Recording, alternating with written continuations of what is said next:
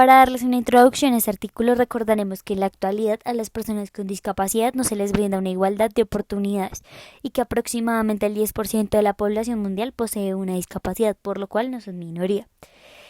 En este artículo encontramos que se realizó un análisis enfocado en la realidad de la posibilidad de acceso a los museos de este grupo social. Pero es necesario que recordemos que la discapacidad se ha construido a lo largo de la historia a través de diferentes modelos, como por ejemplo el modelo de prescindencia, que considera a las personas con discapacidad que debían ser desechadas por tener un castigo divino, el modelo rehabilitador que ve la discapacidad como una enfermedad que debe ser curada, y finalmente el modelo social, que comprende a la discapacidad como una construcción social. Una frase citada del artículo señala que si las ciudades se hubieran construido pensando en las personas con discapacidad, estas no se sentirían limitadas. Según el modelo social, la discapacidad es vista como un modo de opresión social y como el resultado de una sociedad que no tiene en cuenta a las personas con discapacidad. Además, promueve la autonomía de las personas y la eliminación de barreras, con el fin de generar oportunidades. El artículo 1 de la Convención Internacional de Derechos para las Personas con Discapacidad se adhiere al modelo social, pero generalmente se actúa según el modelo rehabilitador y aún un poco por el de prescindencia. En los museos, cuando se realizan políticas de accesibilidad, se piensa en colocar rampas para proveer acceso a las instalaciones. El problema es que estas son colocadas en entradas secundarias, lo cual no reconoce adecuadamente a la persona con discapacidad como el sujeto de derechos que es y termina excluyéndolo aún más. Ahora, ¿para qué una convención especial si ya existen los derechos humanos, que deberían acoger a todas las personas solo por ser humanos? Pues bien, se crea porque lo estipulado en el tratado no se cumplía o se cumplía de forma diferente y desventajosa, sumado a las deficiencias de los gobiernos y órganos de supervisión al garantizar el cumplimiento de los derechos humanos. Todas estas irregularidades son informadas por las Naciones Unidas y se llega a la conclusión de que las personas con discapacidad son de cierta forma invisibles y no contaban con un comité que velara por la protección de sus derechos, aunque se contaba con las normas uniformes sobre la igualdad de oportunidades de las personas con discapacidad, que no tenía rango de norma jurídicamente vinculante.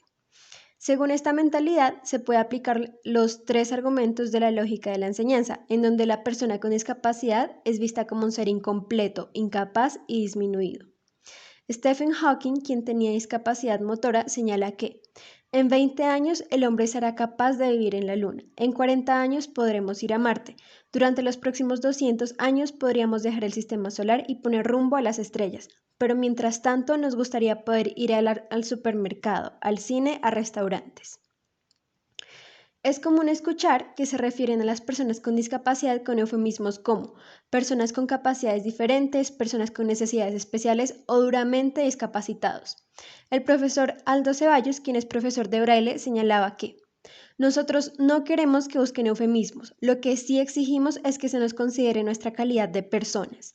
Además, las personas con discapacidad de manera personal o mediante instituciones reclaman ser reconocidas con discapacidad.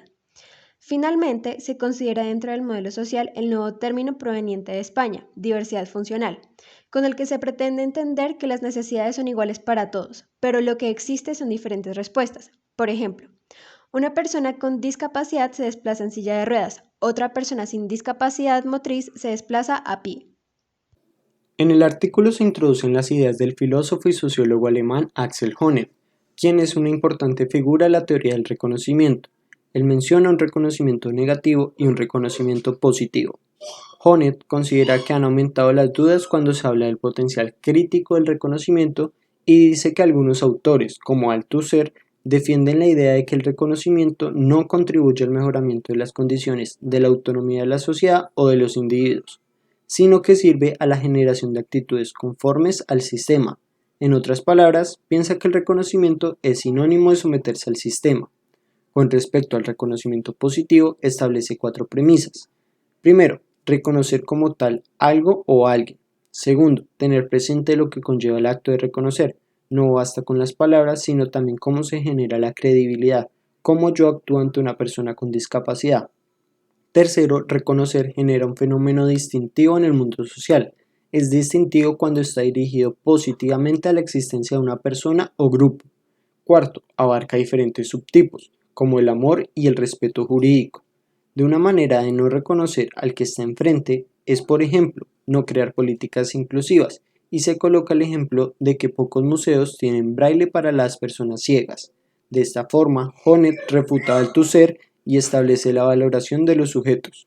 La visión positiva de Honneth queda plasmada en la expresión: el reconocimiento debe considerarse como género de diferentes formas de actitud práctica en la que cada vez se refleja el sentido primario de una determinada afirmación del que está enfrente.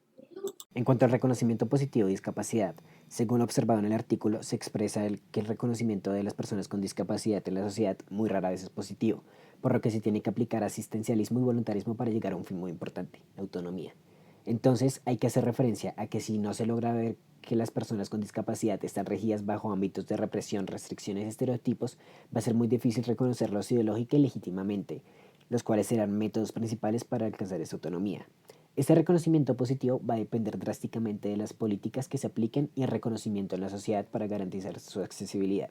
Entonces, si se observa que factores como el uso incorrecto de la terminología con la que se les refiere, las erradas políticas de integración y la falta de accesibilidad en la sociedad hacen que estas prácticas se representen como negativas. Para reconocer positivamente a alguien, se tiene que percibir la cualidad que nos invita a comportarnos de manera adecuada hacia los propósitos, deseos y necesidades de los demás, y a eso hace referencia la necesidad de aplicar una restricción del egocentrismo, como lo propone Honneth, acerca de cómo se diseñaron ciudades sin tener en cuenta a las personas con discapacidad, excluyéndolas. Se debe tener en cuenta 3 factores de persuasión ideológica. Primero, tener la oportunidad de reconocer en uno mismo el reconocimiento social. Es decir, la función que se espera de ellos únicamente va a ser posible mediante el acto de brindar la oportunidad de referirse a sí mismos de manera positiva. La segunda es tener credibilidad, que hace referencia a tener buenas razones para identificarse y poder diferenciar entre las ideologías del reconocimiento, es decir, que naturalmente todas las declaraciones positivas capaces de reforzar la imagen de una persona o un grupo de personas deben ser realistas, de manera en que pueda resaltarse las capacidades o virtudes. Y por último, que sean contrastantes. Se debería mostrar una diferencia entre el pasado y el orden social actual, lo cual confiere una garantía para la experimentación de varias distinciones positivas, especialmente estando enfocada en una integración social. Bueno, seguido a esto surge una pregunta, la cual es: ¿existe una materialización empírica del reconocimiento de las personas con discapacidad? Para empezar, el reconocimiento ideológico, que es la promesa que se da en el discurso, se distingue del no ideológico, el cual es el discurso que es coherente con la práctica. Así se podría decir que la diferencia entre lo ideológico y lo no ideológico está en la práctica y en la materialización. Según lo expresa Honneth, que es un filósofo sociólogo alemán reconocido por sus investigaciones de la teoría del reconocimiento, es este el segundo componente material en el que se puede dar ahora la solución más difícil de la tarea de diferenciar las formas ideológicas y las justificadas del reconocimiento. Pero el déficit que posiblemente permite reconocer tales ideologías consiste en la incapacidad estructural para proporcionar las condiciones materiales bajo las cuales son realizables efectivamente las nuevas cualidades del valor de las personas afectadas. Entre la promesa evaluativa y el cumplimiento material se abre un abismo, el cual es característico de estas ideologías porque en la provisión de condiciones estructurales o institucionales no sería compatible con el orden social dominante. Por otra parte, Nancy Fraser afirma que la justicia de hoy requiere tanto redistribución como reconocimiento. Así, propone examinar la relación entre ellos, es decir, cómo conceptuar el reconocimiento cultural y la igualdad social en formas de apoyo, más bien que miren el uno al otro, y la autora norteamericana también pretende teorizar los caminos en los cuales la desventaja económica y la falta de respeto cultural actualmente se entrelazan. Aclara que las luchas para el reconocimiento ocurren en un mundo de desigualdad material exacerbada, es decir, que existe injusticia económica. Finalmente, se habla del problema del desplazamiento que surge cuando la política del reconocimiento no sirve para enriquecer de la distribución, sino que reemplaza y la retira de las prioridades. Y es ahí, en ese preciso momento, que llega a pensar que el reconocimiento también puede ser entendido como una forma de redistribución. Como conclusión podemos decir que no se puede negar que en los últimos tiempos se haya avanzado en materias de políticas integradoras. El problema justamente es que en su mayoría la integración no da lugar a una inclusión. Podemos decirlo de manera que a un verdadero reconocimiento del otro y de las necesidades que expresan los otros y a un cambio en las prácticas sociales, culturales. También podemos decir que se afirma que en la sociedad y en la posibilidad de acceso a los bienes culturales, como por ejemplo en los museos, sí existe un reconocimiento de las personas con alguna discapacidad, pero esto es ideológico y rara vez legítimo. Se conoce que existen, pero desde una mirada voluntariosa, asistencial y externa, como si la discapacidad no fuera una construcción social, y además rara vez se escucha qué es lo que realmente están buscando estas personas con discapacidad. Generalmente se practican soluciones rápidas y basadas en supuestos.